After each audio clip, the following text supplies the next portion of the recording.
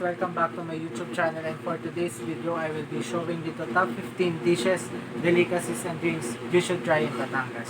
Enjoy! Whether you're going on a spontaneous or planned trip to Batangas, you should always set aside time to sample its unique, delicious cuisine. Blessed with bountiful natural resources and a mountainous topography, Batangas melts a favorable climate, the refreshing sea breeze, and the warm hospitality of Batangueños.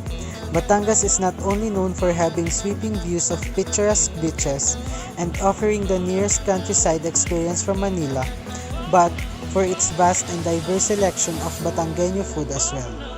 From the famous bulalo to the lesser-known tamales ng Ibaan, Batangas has a special culinary offering for anyone craving a steaming hot meal to a simple sticky rice snack to pair with the potent taste of Barako coffee.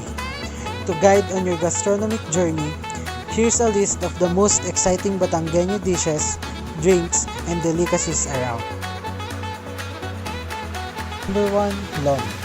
Known to many Batangueños as a type of comfort food you can eat at any time of day and in any weather condition, Lomi has become a knee-jerk reaction for locals who want a break from the usual rice meal.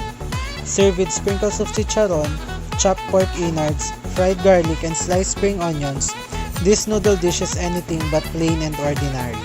Aside from its signature goby broth, created using a mix of water and cassava flour, its thick and flavorful noodles make enduring the high temperatures of this hot noodle dish worth your while. Paired with a mixture of soy sauce and calamansi, the mild sweetness of the lomi battles the tanginess of the mixture seasoning.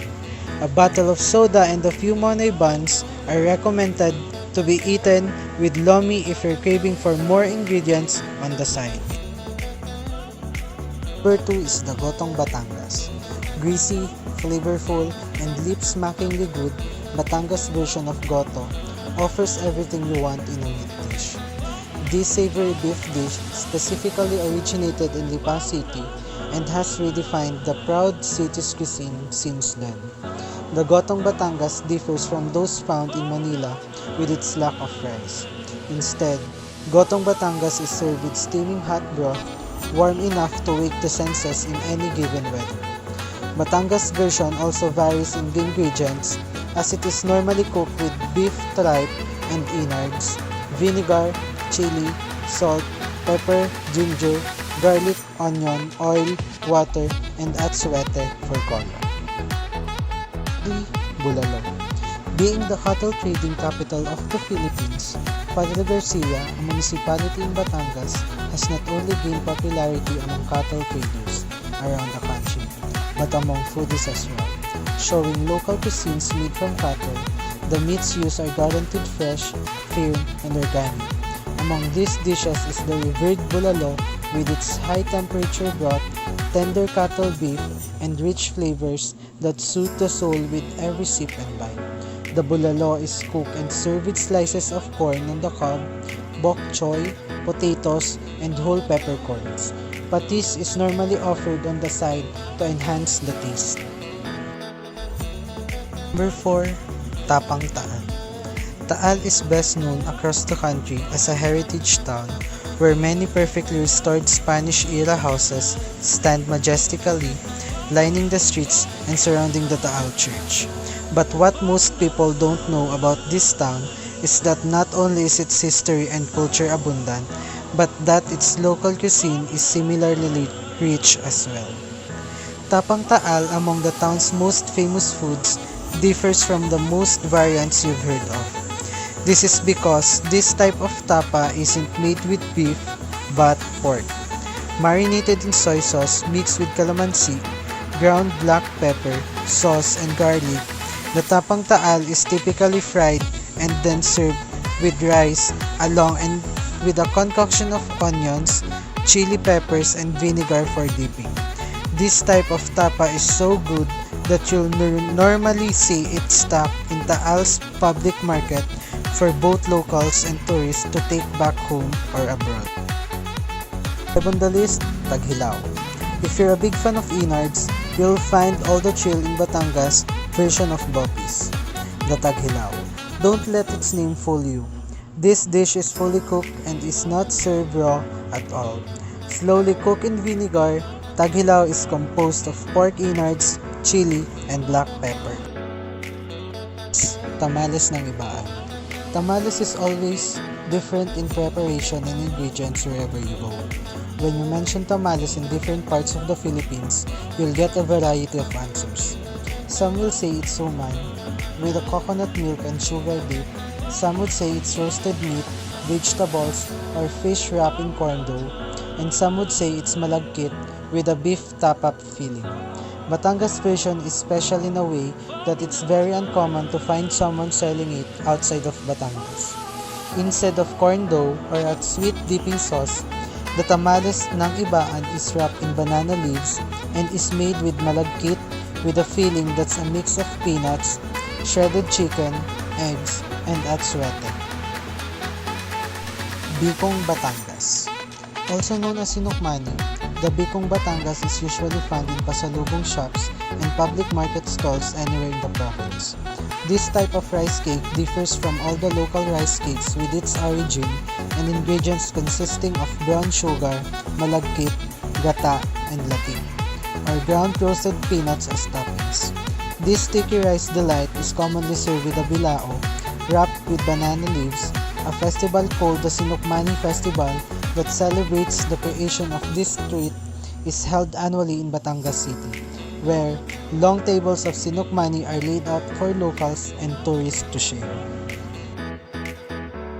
8. Atsarang Kalaka. In the Philippines, we make our atsara entirely out of green papaya, unlike other countries' versions that have cilantro, mint, mango, cranberry, tomato, or peach. In Kalaka, a town in Batangas, atsara is not only celebrated annually during Kalak Katsara Festival. It is also prepared in a way what is relatively unique. By adding shredded carrots, onions, ginger, and bell peppers to their atsara, Kalaka is deviating from the usual pickled papaya in a jar, which is the more popular version you'll see in most cities. Although atsara is not a main dish, it helps enhance meals without broth such as barbecued meat and fish served with rice. You won't be needing soup or sauce when you eat atsara alongside your meals, as its tangy taste can give you more than enough of a kick. Number 9 is the Kapeng Barako. Kapeng Barako is popularly known throughout many cities in the Philippines. So much it has since been commercialized in select supermarkets for the benefit of people living farther away but are avid fans of this type of strong coffee. This coffee variant is widely grown and distributed in Batangas, where almost every public market stall sells it. Stronger in taste than most coffee, the Kapeng Barako gets its name from just that. Its powerful taste and aroma is almost enough to make any sleepy fellow who takes a sip. If you're aiming for the authentic blend, make sure to grab a cup or two in local Batangas cafes. Almost every coffee shop in the area offers it, and you'll be sure that each blend would taste exactly the same except if you add other ingredients on it. Number 10. Panucha. If Baguio has their peanut brittle, Batangas has the panucha. Looking at their presentation and final packaging, the two differ significantly. Baguio's peanut brittle is flattened into light-colored and thin, crunchy layers with smaller peanuts kept inside a round plastic container, whereas Batangas panucha is molded into circles and has a darker color, has a larger peanuts, and is coated in plain wrap. The panucha is generally less crunchy and sweet, making it harder to bite into, yet a favored treat of the elderly. Bagoong Balaya. It's a known fact that Batangueños are fond of their dipping sauces, whether it's for meats, noodles, street food, or even dessert. A Batangueño will always try to look for something to enhance the food's flavor with. Among the most prized dipping sauces of Batangueños is the Bagoong Balaya, which originated in Balayan, a municipality in Batangas. Located near bodies of water, bagoong production in the municipality is very common. In fact, many locals have made it their livelihood as it is easy to source, produce, sell, and sustain. Number 12 is the deep fried tawilis. You won't usually see tawilis being sold in the most wet markets and supermarkets in the Philippines. This is because this type of freshwater fish only thrives in the Taal Lake in Batangas. Because of its small size, Batangueños commonly fry this fish to avoid getting it mashed. It's usually served with rice and vinegar as a dipping sauce. Although this species of fish is rare in other parts of the country, it isn't sold for more than its worth. Locals and tourists alike can purchase and taste this fish in different forms without the thought of breaking the bank at least once. 13. Sinigang na maliputo. Also known as the talakitok, the maliputo fish is the staple among Batangueños living near the Balayan Bay and Taal Lake. Among the varieties of fish you can catch, the maliputo is the most expensive as it is delicious and rare. Although there are maliputo fishes caught around Balayan Bay, Taaleños believe that the most authentic of these species can be found in the Taal Lake, and that those found around other areas such as the Pansipit River are not as authentic and are given the name maliputong labas. Number 14, sinaing na tulingan. The tulingan might be a common species of fish in the major parts of the Philippines, but what makes it so special in Batangas is the way it's cooked. Batangueños are fond of cooking the sinaing na tulingan as it offers us a different kind of taste when it comes to the taste of the broth and its consistency.